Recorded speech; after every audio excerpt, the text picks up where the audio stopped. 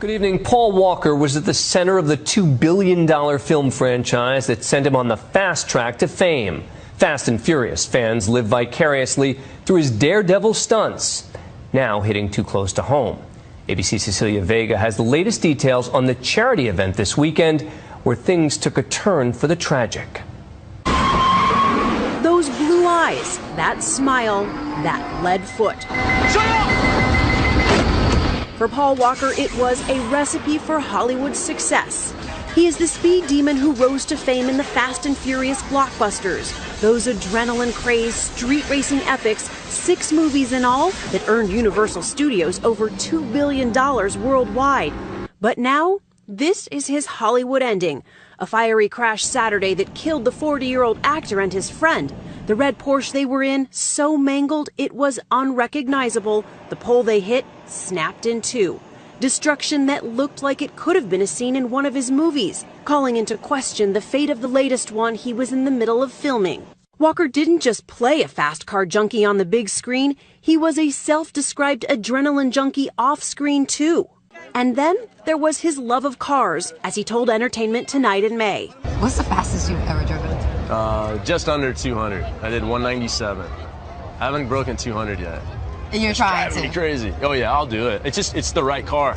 Everything, I have cars that put out plenty of power and everything, but what limits you is aerodynamics. Here he is shredding tires on a racetrack, a member of a Southern California racing team. That love of speed may have caused this. When rescue crews arrived, the fireball was still burning. 2 people dead in this call. One of them is Paul Walker. Witnesses tried to put the fire out too. One of Walker's childhood friends reportedly attempted to pull his body from the burning car. Police had to hold him back. There was nothing. We tried. We went through fire extinguishers and... So sorry. Walker, the passenger, and his friend, the driver, Roger Rodas, were pronounced dead at the scene. Police still do not know exactly what caused them to lose control, but authorities now say the car they were in was going very fast. And police are looking for surveillance video like this for clues. This is something else authorities are looking into, skid marks like these, to find out if they came from the car Paul Walker was in or from someone else on this road known for fast driving. The car, a Porsche Carrera GT, one of the fastest out there. It sells for more than $400,000, goes from 0 to 125 in less than 10 seconds, and can reach 205 miles per hour. AutoWeek magazine says even professional drivers call it scary to handle. But these were professionals. Rodas had championship titles to his name. Does it surprise you, knowing Roger's skill level, that this is the outcome of that joyride yesterday? Well, that's the answer that I came up here looking for, is why, how? I mean, he's such a skillful driver, but you see this all the time. Jim Torp spoke to both men just before they rode off. They had all been attending a toy drive-in car show for Walker's charity, Reach Out Worldwide, to benefit the victims of the typhoon in the Philippines.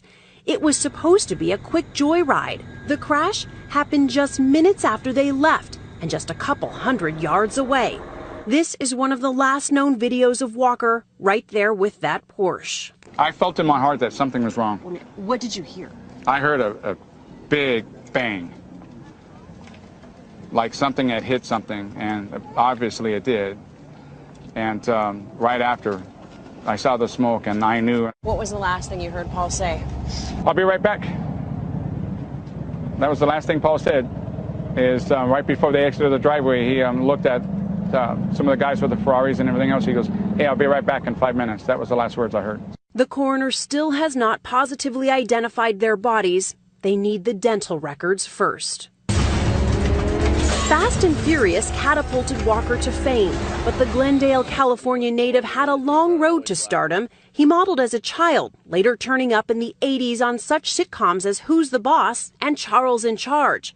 A decade ago, he told Charlie Gibson even he was surprised by his own success. You ever pinch yourself? Yeah, all the time. Why me? Exactly. It's like winning the lottery. That's what it feels like. But I keep winning it. This 2001 interview with The View now seems haunting. To me, driving fast, like taking pride in your car, that's That's what guys do. That's America.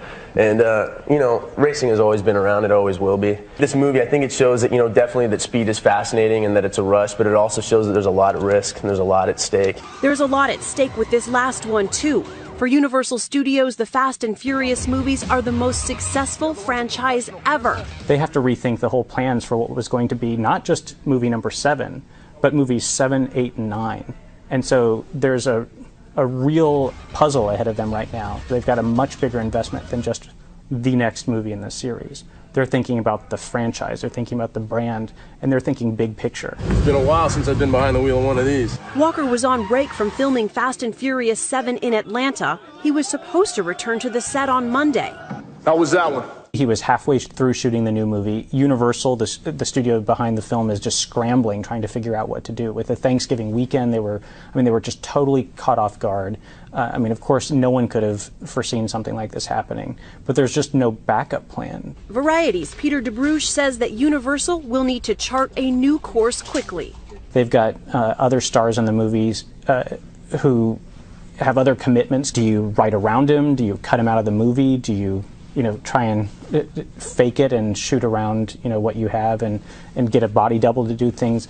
These are questions that they must be pounding their brains trying to figure out this week. James Dean also famously died in a Porsche crash before his final film, Giant, was edited. Let's not blow this out of proportion. When Heath Ledger died of a prescription overdose in 2008, he was working on multiple films. The Dark Knight was nearly complete. It was possible to sort of, nip and tuck and get other actors to dub the lines and really make it look like nothing had gone wrong. I think I might like that.